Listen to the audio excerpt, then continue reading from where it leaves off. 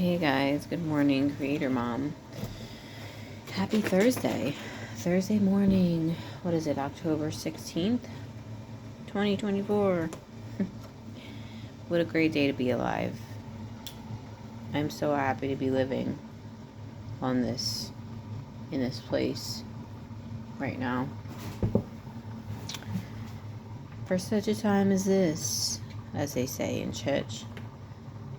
Anyways, I woke up this morning thinking about how we've been trained to believe, like literally this is ingrained in us, that if we're not on some sort of outer control with food, like on a diet, if we're not on some type of diet, like we know we're supposed to eat a specific amount of calories and macros and stuff like that. Well, just calories, right? Um, that's bad. That's not good. And that if you want to look good or whatever, or I don't know, how about just looking like how your body would naturally look? What would that look like? You know what I'm saying? Like, what would it look like to have your natural body? Like, not trying to do anything, not trying to be a bodybuilder, not trying to have a six pack, just without trying, like natural life. What would that like look like, you know? It's interesting. Biology. Yeah, what would it look like if we didn't try anything? Try to be on a certain amount of, on calorie restrictions. Um, but we're taught from when we're young, in subtle ways even, um, that, I don't know, that you're chubby, you know? Oh, you're chubby, you're getting fat, because, you're 12 and things are changing. So then you learn like, oh man, I gotta exercise and, things like that. I gotta cut carbs and stop eating carbs. I remember I had a good friend in high school. That's pretty good. It's kind of strong. I used Starbucks Holiday Blend. Pretty strong. The Starbucks Fall Blend is so good, guys. I love Starbucks Fall Blend. But I went through this, I'm getting off on coffee now, but my friend Karen put me onto Dunkin' Donuts coffee. I thought it was going to be bad because, getting Dunkin' Donuts coffee doesn't taste very good, but it's pretty good, actually. I was using that when I had more anxiety because of the new job that I tried to take on, which I liked. I love the idea of the job, man. But I guess I had to accept that it was beyond my energetic, what I had energy-wise. You know what I'm saying? Because I was realizing it's like, yeah, I can't focus on this whole encompassing job and then focus on this whole encompassing job I have at home. So it was too much. But yeah, I had this friend who, in high school, she was always trying to cut carbs and lose weight, and she never was really like happy with her body. So, and that's torture, you know. I don't think that that's any way to really like live, fighting with yourself and hating your body and trying to, manipulate it to be a certain way. And that doesn't mean like that I don't know. Anyways, it means what it means, like living, fighting with your body, hating your body. But yeah, it's just like, yeah, we're taught from early on that we need outer restriction in order to like be okay. But what if we didn't? What if we just continued to eat continued in our normal hunger cues instead of trying so hard? Like, oh, I'm not, even though I'm hungry and it's 8 p.m., I'm not going to eat. That's being so disconnected from ourselves. And I guess we call the disconnectedness discipline. So, yeah, you don't eat, you're hungry, but you don't eat. Wow, you're so disciplined. Well, I mean, are you disciplined or disconnected? I don't know. I think that is each person's call to make for their own self, and it's really none of my business. And I don't care, I'm just talking in general. It's my business what I do with my body, really in your business what you do with your body. That's it. So, but I'm just talking about the whole idea that, of this outer rules that we need in order to be healthy, in order to look good. Is that all I want? Yeah. I don't know. I think the more that I get into this, tapping into this other way of eating and looking at food, the more I'm like, looking back, I'm like, wow, that looks really weird. That looks really foreign. But when you're in a mindset, it's not foreign. It's like, no, this is totally normal. Like, this is normal. This is the way it's supposed to be, It doesn't seem weird because you're in it. And I'm not saying, again, I'm not judging anyone for doing whatever that they want to do, But, what else did I want to say? Oh, yeah. I remember when I was a kid, around maybe, I was a teenager, maybe 12, 13, 14. We used to hang out. Guys, what y'all fighting about?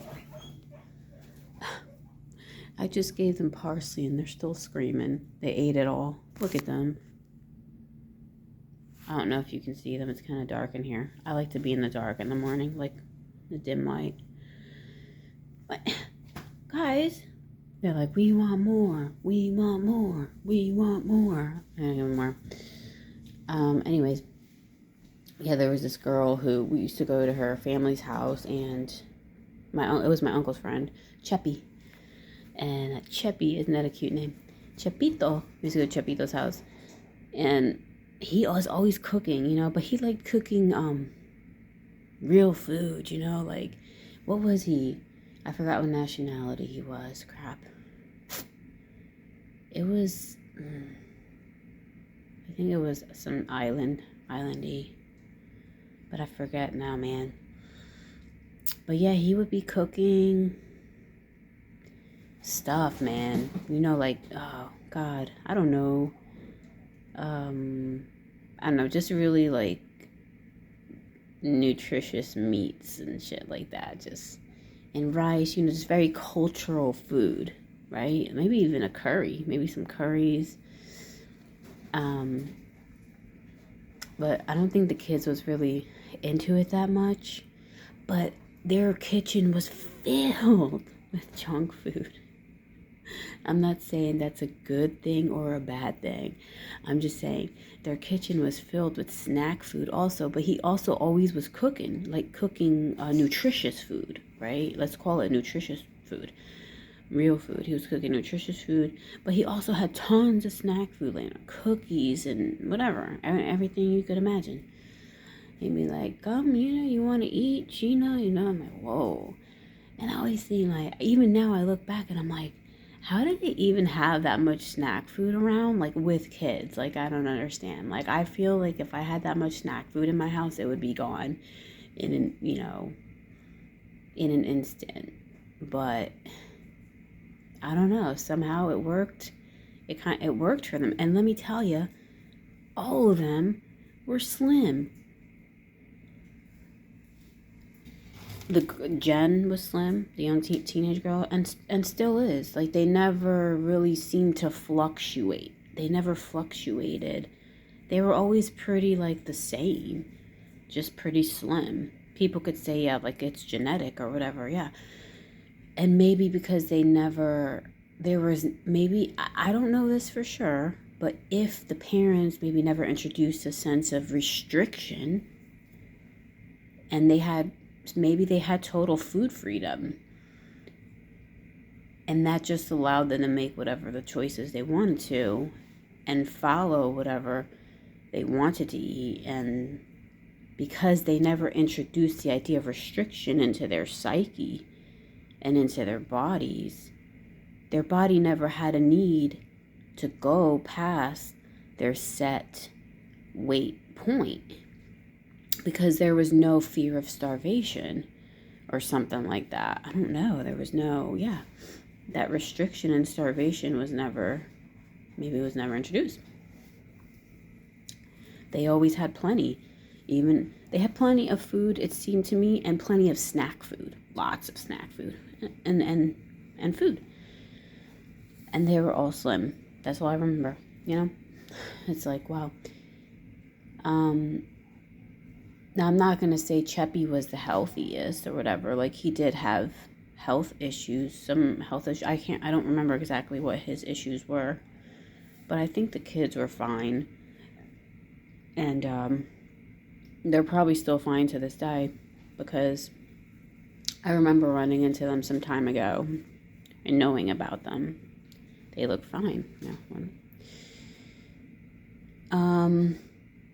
We're definitely in a culture that's obsessed with being healthy.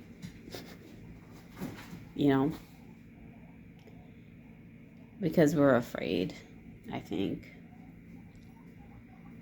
We're afraid to die. We're afraid to be fat. We're afraid.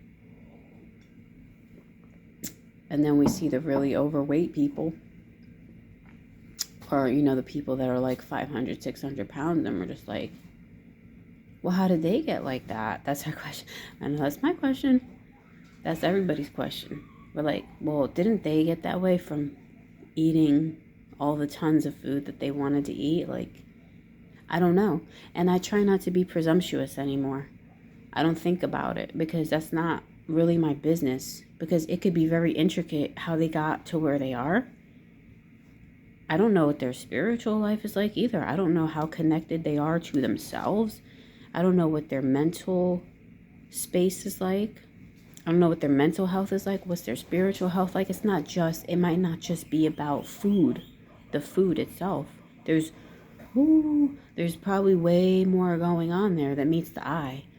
But we look at fat people and we're like, oh boy, you eat too much. Right? I've been told that in my family. Oh, you better watch out. Don't be eating too much. Don't be eating too much. Again, the idea of you better restrict. You better watch out. So, anyways, I think with people that might be very, very, like 500, 600 pounds and stuff like that, like there's other things going on. It's not just about food. I think we all need therapy. I really do. I think we all need deep emotional help. I think food is secondary, honestly. Like, food is just like a secondary thing. It's not even an issue. I think what's really an issue is our emotions and our well-being. That's the problem. Our hearts. We need healing in our hearts.